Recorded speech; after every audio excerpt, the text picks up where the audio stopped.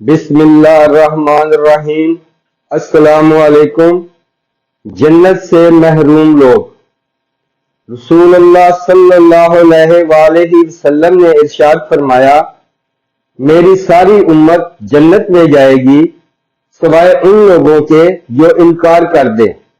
صحابہ رضی اللہ تعالی عنہم اجمعین نے عرض کیا، یا رسول اللہ صلی اللہ علیہ وآلہ وسلم، جنت میں جانے سے کون انکار کر سکتا ہے؟